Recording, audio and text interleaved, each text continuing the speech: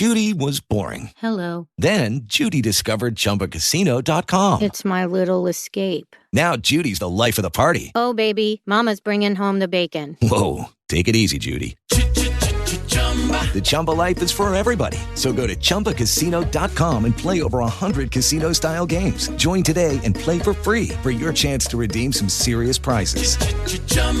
ChumbaCasino.com. No purchase necessary. Void where prohibited by law. 18 plus terms and conditions apply. See website for details.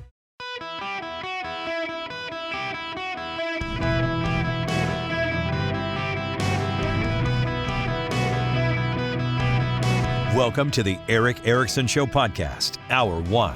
Hello and welcome. It is Eric Erickson here, the Eric Erickson Show across the nation. You are more than welcome to be a part of it at 877-973-7425. Have you all ever had one of those days where you just can't wake up? This is one of those days for me. It's like I'm taking intravenous caffeine and still my brain is not firing. But as Rush Limbaugh would say, with half my brain tied behind my back, I will still deliver quality, excellent radio for you. In fact, we must begin with this from Mika Brzezinski on MSNBC. This is See, I Told You So. Republicans for November's midterm elections. In the latest survey from Morning Consult and Politico, 46% of registered voters say if midterms were held today, they would vote for the Democratic candidate. 42% say they would back the Republican on the ballot. There is a 2% gain here for Democrats since June and a 3% gain since April. President Biden's approval rating is also showing signs of life after months of declining. In the latest poll, 42% of voters gave the president a positive grade. Eek. That's up 2 points, though, from June, but still below his 45% approval I've got to say, woohoo! Woohoo! I told you people this was going to happen. I told you. I predicted it not because I had insider knowledge, but because I had historic knowledge. Every August, without fail, in political polling, in an election year, particularly in a midterm election year, the Democrats have a bounce. I was documenting this for some friends this morning on Twitter who were talking about this, and they're like, all these Democrats suddenly really excited about the polling. It's the only excitement they've got out there. This is historic. In 2018, at this very moment, there began to be a Democratic bounce of the polling, and it sustained itself. By the way, there was one in 2020 as well for the generic ballot. It did not sustain itself for the Democrats very well. There was as well a bounce for the Democrats in 2014 at this time. In 2010, there was even a measurable Democratic bounce. Now, the GOP was so far ahead of them, people didn't notice, but it happened. Go back to 2002, a bounce. There's always a bounce. There's an August to September bounce. It generally begins to pick up steam at the end of July. I told you. I've been telling you, and I warned you. I told you the conversation in the media would change. They're going to talk about vibe shifts and all of that sort of nonsense. They're going to be talking about all the excitement. In fact, the New York Times has a story out today. Dark Brandon rises and buoys Biden's beleaguered faithful. Inside the White House, the vibe is shifting, even if the polls haven't budged much. I told you they were going to do this. I told you. The dark Brandon theme, the Democrats, after telling us all that Brandon was hateful, awful, nasty, bigoted, homophobic, racist rhetoric, they're embracing dark Brandon. That's not racist at all. Dark Brandon. They're trying to co-opt. The Democrats are not good at this memeing thing, are they? I told you this was going to happen. It is a documented, verified, known phenomenon documented, verified, and known phenomenon. Now, why? Why does it happen? Some of you who have heard me say this probably 5 times now could probably repeat it with me. Republicans are on vacation, or school has just started, or is in the process of starting. Republicans are more likely to have children than Democrats or left-leaning Republicans who are going to vote Democrat. And they're not talking to pollsters, these Republicans. They're sitting at the beach having a few beers right now. They started about 9 o'clock this morning, actually. They're waking up this morning, and they're sending their children off to school. Or they're getting ready for their back-to-school meeting at school today. Or they're sitting in front of their computer right now thinking, oh my gosh, Labor Day is coming up in a couple of weeks. I got to figure out, what are we doing for Labor Day? Are we having people over? Are we going somewhere? Where are we going? Are we going to the beach? Are we going to the mountains? Are we going to have a grill out here? Are we going to have some Omaha steaks in the fridge? What are we freezer? What are we going to do? Republicans aren't talking to pollsters right now. They never do. You see this historic trend every single election year. It becomes even more pronounced in midterms. And I can find it in the polling, this bump for the Democrats all the way back to 2002. That's why I've been telling you for several weeks now this was coming. And don't freak out, because I knew it was coming. And I knew what would happen. The media that has ignored their own polling for months because it's been so bad are suddenly like, Biden's going up. Woo-hoo-hoo! He's only at 42, but slipped the polling some Viagra. Not going to be enough to get it up there. It happens. It is wishful thinking by the media. Don't start really taking the polling seriously until after about mid-September, really into October. You've got to remember the last several years, the polling has just been wildly off. This is from the Washington Post from July 22nd, 2021. This is an opinion piece from David Byler, the data analyst. The polls are not all right.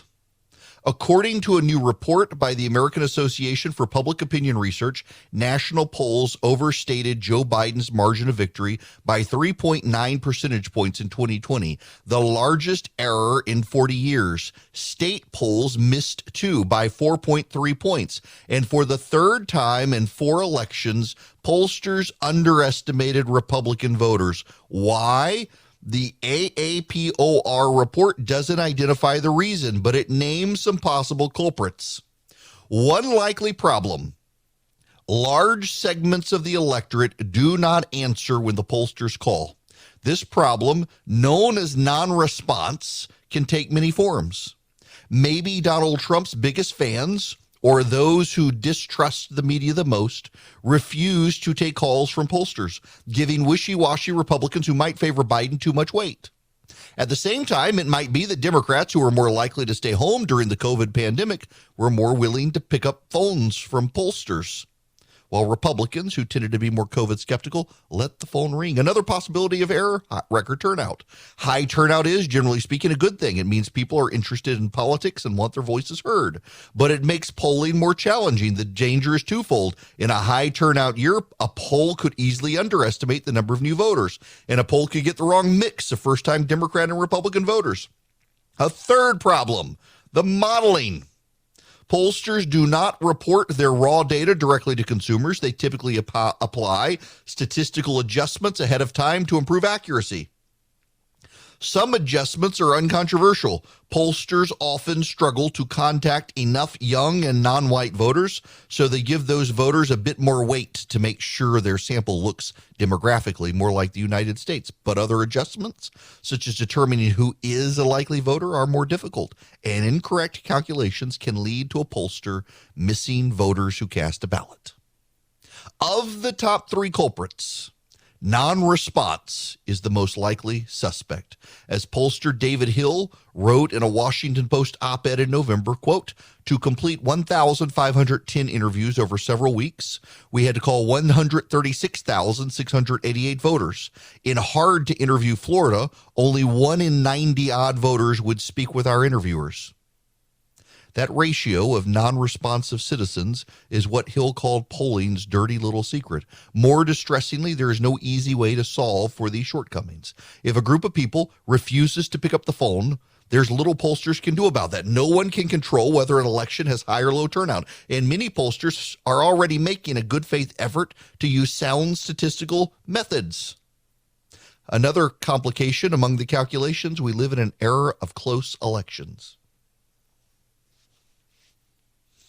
Here's the thing, though, and this is what you've got to keep in mind.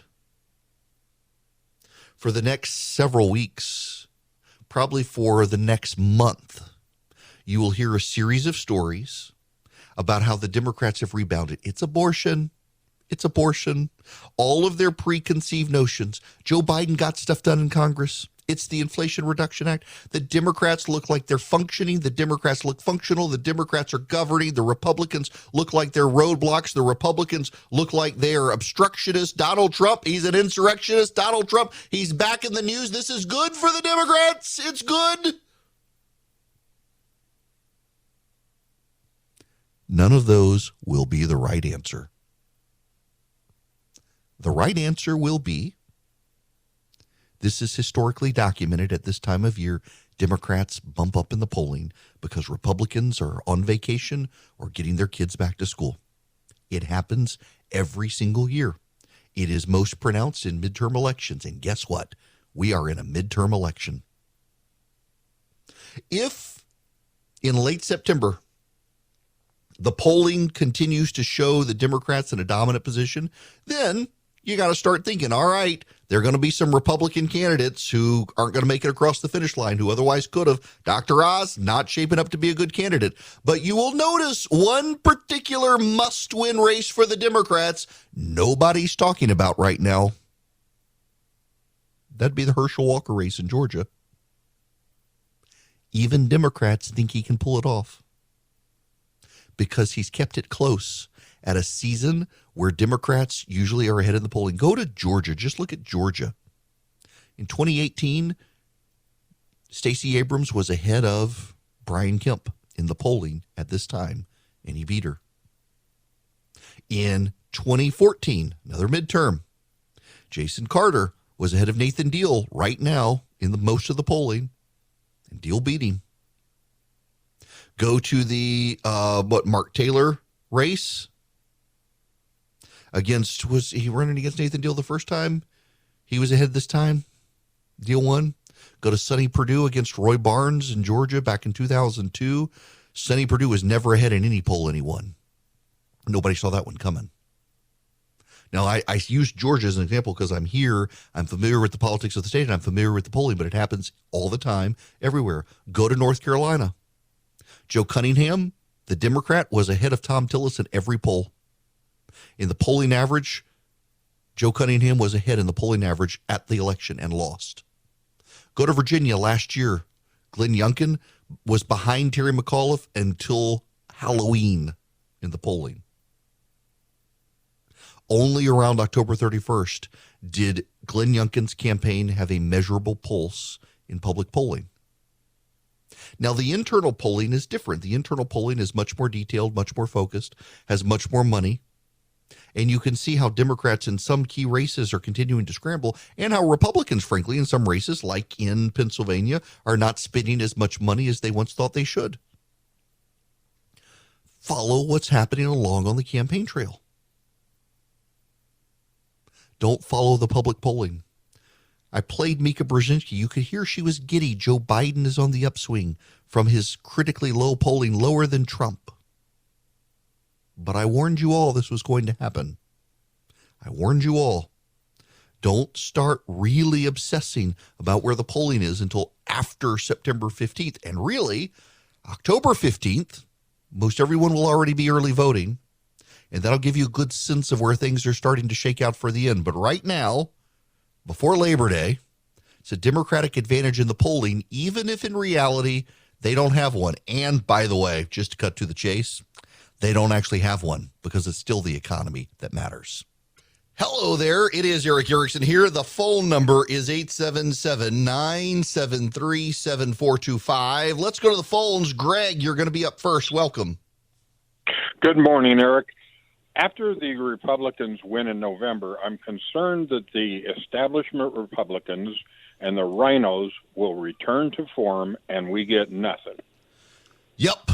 Pretty much. That's so here's the thing, though. I shouldn't be that dismissive of it, in large part because one of the things they will do is they will fight because they have to, given the recomposition of the House. You got to remember that the Republicans will take back the House. No one really disputes it at that point. Just on this redistricting alone, they'll take back the House. And so the House Republicans, even if the Senate is run by Chuck Schumer, is going to fight on spending. Republicans only fight on spending when a Democrat's in the White House, but they will. And that may force a government shutdown, and it will force compromise in the Republican direction because they have no incentive to reopen the government until there's a compromise. So they may do that. What they will also do is the one thing they can do is investigate Biden. And they can't be stopped. They can investigate Hunter Biden. They can investigate Joe Biden. They can investigate the FBI and the Mar-a-Lago raid. They can investigate the Department of Justice.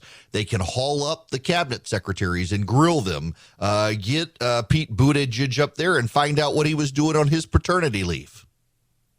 They can do all of those things, and they should do all of those things. The chief thing that Congress can do when someone of the opposite parties in the White House is investigate and control the spending. If the Republicans only get back the House, and by the way, there's a 50-50 chance that they could take the Senate. If the Republicans just take the House, though, they control the budget. And they should. My problem is that the House Republicans are going to put Kevin McCarthy in as Speaker of the House. And Kevin McCarthy is exactly the rhino you're worried about. Kevin McCarthy will stick his finger in the wind and see where his political standing is. And the moment it shifts, he will shift, and not a moment before. And if it shifts against conservatives, well, he will shift against conservatives. Remember, Kevin McCarthy stood by Liz Cheney and defended her until Donald Trump criticized him, and the next day he threw her under the bus as quick as he could. Kevin McCarthy is rudderless and principleless. He sticks his finger in the wind to see which way he should go, and you should not want him as Speaker, and you should fight against him being Speaker, because conservatives will get eventually thrown under the bus by him if he's Speaker of the House of Representatives. Hello, it is Eric Erickson here. Welcome back. The phone number is 877-973-7425. Should you wish to be on the program, let's go to Cindy. Welcome to the program, Cindy. How are you? Fine, thank you. Thank you for taking my call. The reason I called was you were talking about the Georgia elections and Herschel Walker. For some reason, somebody thinks that somebody else has my phone number. So I got a text message from a very far left organization called progressfund.us. And their text said that they had tested one of their commercials on a group of people and that Herschel's points went down by 4. And then it said, please donate so he can be ruined, in capital letters. Yeah. I am not kidding. I'm not kidding you. I was going to try to forward it to you, but I didn't know how. Oh, no. I totally, I know this is happening. Yep. Oh, they're awful. They are, and they're doing it all over the state. And if your number is, and oftentimes what happens, so let me explain this to people. And Cindy, I'm glad you called on this because this actually makes a great point. Here's what actually happens. There are apps. John Ossoff has bragged about this in Georgia, the senator from Georgia, that he did this. It's an app you put on your phone, and when you open the app on your iPhone or your inferior green bubble device, it says, will you give us access to your contacts? And you say yes. And it flows then your contacts to the progressive group and runs those people through a database to see who are the swingy voters. Who do we need to worry about? And then it sends those back to you and says, can we text these people from your phone number? Yes. And then you get a text message that looks like it's come from your friend with all this stuff. Or if you don't want to do it, but you're okay with them doing it, they'll text. Because now they've targeted the swing voters. And they can say things like, hey, talk to your friend Cindy. And it looks like they must know you somehow. Of course, now you're furious because Cindy's clearly given the phone number out. But they've been doing this. This technology has been out there for a while now. They continue to refine it. Typically what they like to do is they like for younger people to do this text messaging. And so they ask you if you will handle it. They'll send you the text messages. They auto-generate the text messages. So it looks like it came from you and from your phone. And let's say you now have the phone number of someone who is in that address book. Well, you're getting them and they think you're someone else. And it's a real annoyance. I got one actually yesterday or a day before yesterday from Nancy Mace's campaign over in South Carolina, and thinking that I was someone else from Hilton Head. And or somewhere over there, I forget. I think it was Hilton Head.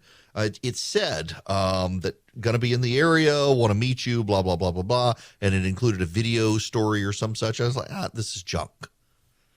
But I thought it was somebody else. Thought it was. I don't know why with my area code they should have known it was Georgia, but they didn't care. It's very frustrating, and the level of the sort of spam has continued to go up. The email spam, the text message spam, it's also super annoying. Back to the phones. Andy, you're going to be up next. Welcome. Hey, Eric. I'm going to follow up on something from that story right there. Scares the heck out of me.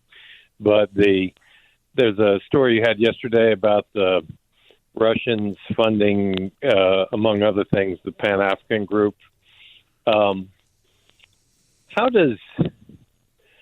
First question is, how do payments kind of go under the radar for so long? I mean, that it seems like human nature would be that people would brag about getting paid for that, and that would spread like wildfire. And yet it seems to have been undercover for so long. And the other thing is it too much of a stretch to think that payments would be made not just to organizing groups, but to sympathetic journalists down the road? I'll just hear what you got to say about that. Andy, the Soviets had a history of paying journalists and keeping journalists on the payroll. Look at Walter Duranty from the New York Times, who covered up the Ukrainian famine and pogroms that the Stalin was doing in Ukraine. Completely covered it up. Actually, there's a story from NBC News back in 2018 documenting the history of Russian operations to seed stories into the media. They have offered to pay reporters in the past. They have paid for ad placement in newspapers around the world to make certain articles look like they're legitimate. Yeah, this is actually a real thing that the Russians do. They push out, bribe, cajole, and otherwise plant stories. In recent months and years, I'm reading now from a website called RussianLife.com. In recent months and years, Russian journalists, media outlets, bloggers, and YouTube stars have been coping with a crackdown on media freedom. Some have even been dubbed foreign agents to signify they've received funding from Western organizations. It's the latest wrinkle in the story, but then you go on to read down the story and it talks about how, in fact, the Russians have been paying reporters around the world for favorable coverage under the table. Now, how did these, for those of you who don't know the story and he's talking about, this was my morning piece. If you didn't see it, you should text the word data to 33777. Go to my morning piece. It's what I talked about yesterday. There's a federal indictment that has now been unsealed, and it shows that the Russians have been paying American secessionist groups to cause trouble and protest in this country, exactly like the media's been telling us. The media's been telling us for years now, since Trump, that the Russians were paying a bunch of these secessionist groups to stir up trouble, divide the nation, agitate for breakaway states, except the problem is that the groups unveiled by this unsealed indictment turn out to be left-wing black activist groups, not conservative groups. Now, I want to be very clear here. I'm sure there are right-of-center groups that have gotten money from the Russians. I'm sure of it. And I am sure that there are a lot of environmentalist groups that have gotten money from the Russians. If you go back to the 80s, the Soviets funded many of the Western environmental and peace movement groups. In fact, the environmentalist movement is oftentimes referred to as the watermelon movement.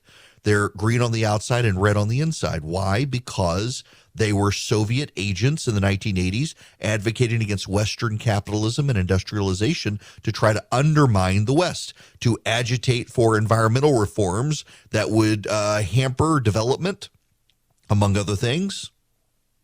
And they were funded by the Soviets. And after the Soviet Union fell, Russia didn't have the money to pay them. And so they became environmentalist movements, and they started getting government grants from the United States to what?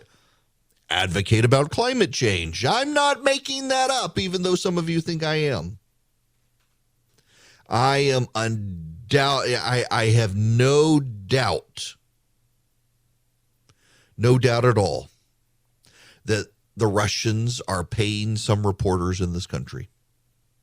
Maybe they will get found out. Maybe they won't. But I mean, look, they're paying political groups in this country. I just find it remarkable. And not to spend more time on that. I already got somebody mad at me that says I've spent way too much time explaining the polling and all that, that I sound like a broken record. And I don't want to sound like a broken record on this. I do encourage you to text data to 33777 and just go read what I wrote this morning. It's also going to be my nationally syndicated column this week.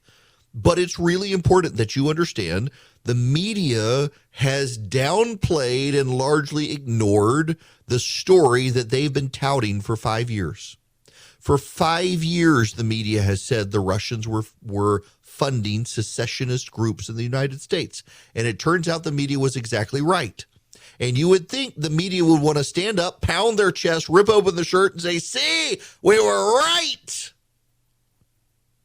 Except it turns out the groups that they're funding are black nationalist groups who want to call for the violent overthrow of the United States and the murdering of police officers. The Black Hammer Party out of Atlanta, Georgia. The Uhuru Movement out of Tampa, Florida. And a couple others that have not yet been named.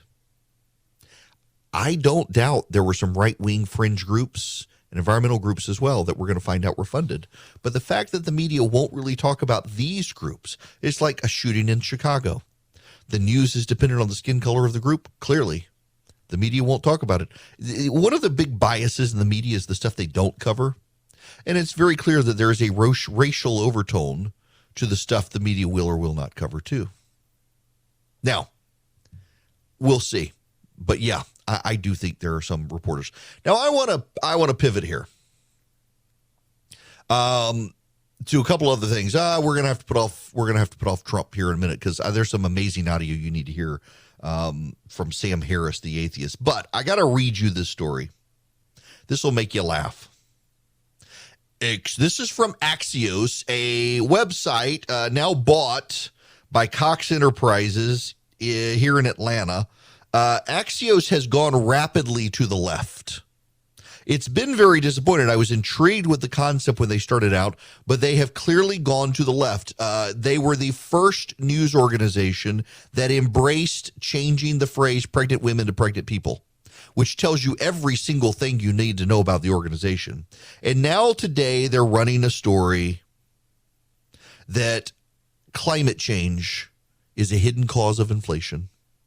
It's threatening to push up already high prices of everything from food and clothing to electronics. Climate change is the cause of all our problems. Chip and solar panel factories in one of China's key manufacturing regions just shut down due to a 60-year record heat wave. Dairy and meat prices in Europe are rising because of drought.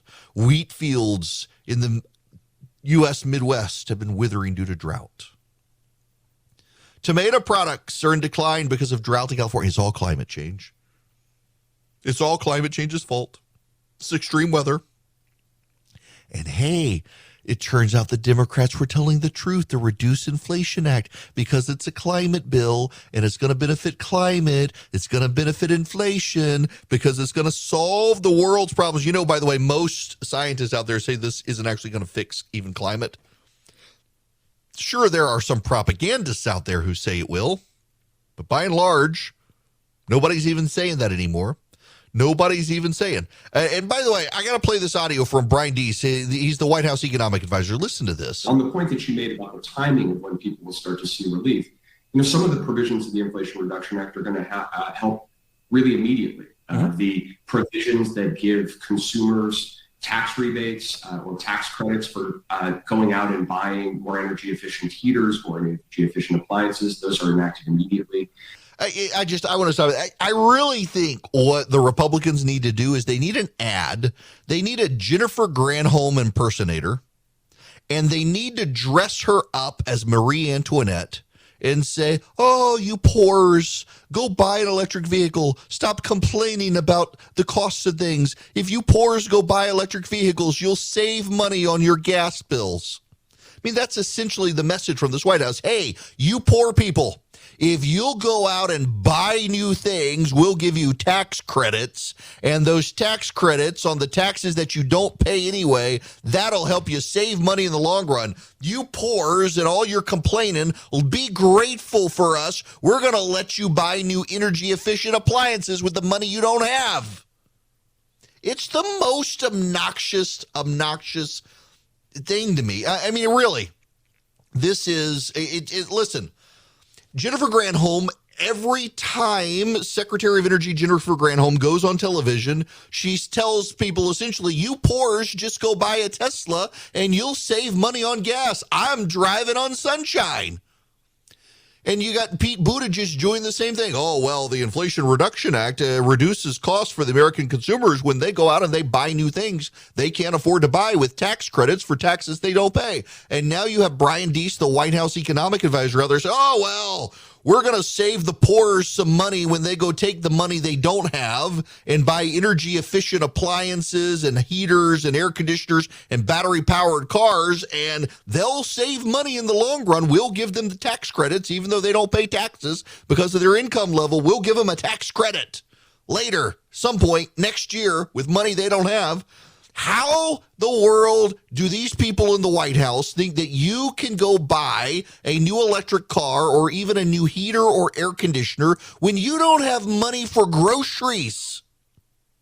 That's the way they want to save you money. Someone needs to turn that into an ad campaign. Have them dressed up as Marie Antoinette and say, you poors, let them have battery-powered vehicles. That'll save them money when they don't have to buy gas anymore. It's absolutely tone deaf and obnoxious, and that's the messaging out of the White House right now. It's also going to cause economic problems. It really is going to cause economic problems with all this stuff because it's not going to work. It's going to make matters worse when they start pouring money back into the economy. That's why you need to consider gold and silver as a way to balance out the ebbs and flows of the stock market, and you can with my friends at Goldco. If you have $50,000 or more in your IRA, your 401k, or other retirements, your money could be at risk. You might want to consider physical gold and silver, not certificates or ETFs about gold and silver, but actual real gold and silver. Call 855-904-5933, and you can get a free wealth protection kit to learn how to use gold and silver to protect and grow your money. Thousands of retirees are protecting their retirement savings. Many are getting $10,000 or more in free silver for doing it. Call my friends at Goldco. Find out how you qualify for their offer. They've helped thousands of Americans protect their retirement against inflation and stock market crashes. They can help you too. 855-904-5933 or text ERICK, E-R-I-C-K. Text that to 33777 and I'll send you back their number. Hello there. It is Eric Erickson here. The phone number is 877-973-7425 if you want to be on the program. Let me talk about this straight because I got to play this. Please, I beg of you, come back Come back at the beginning of the next hour because you have to hear this audio from Sam Harris. Sam Harris is the leading, what do they call him, four horsemen of atheism or something? It was him and Chris Hitchens and a couple others. Sam Harris is one of the most notable progressive atheists in America. He's an intellectual scholar on the left. He's gotten attention for criticizing vaccines, but he says publicly what a lot of these people on the left say privately, that essentially making up a conspiracy to deny Donald Trump the presidency is necessary to save democracy. I've got the audio. I want you to listen to it. So I'm going to pivot on stuff, and I'm going to shake this up, and I'm going to do this right now because I'm interested in this as well. For the first time, we've reached a historic milestone for the first time in this country. Streaming trumps cable. I'm actually very interested in this story. For the very first time in this country, more people in the last year consumed video television content by streaming than by cable, which is a big milestone. TV consumption is 34.8% for streaming, 34.4% for cable, 21.6% broadcast, 9.2% other. Now, why does this matter? Because more and more people are moving away from regular sustained video content, and they're looking at streaming as a way to do it. You know, it's one of those things where there are way more options now for streaming content than there used to be in the past. Some people are not doing very successful with it, but like Peacock is not doing very well with it. But there are so many more options now, and broadband speeds are getting so fast, it's shaking things up. It's a fascinating dynamic. You know, radio, of course, has had this problem over a while. People are listening to streaming now. I mean, I know what my streaming audience is, and it's continuing to grow. Podcasting is continuing to grow. It is everywhere. People are consuming the same media. They're just consuming it in different ways that are more convenient to them. Lucky Land Casino, asking people, what's the weirdest place you've gotten lucky? Lucky? In line at the deli, I guess? Aha, in my dentist's office.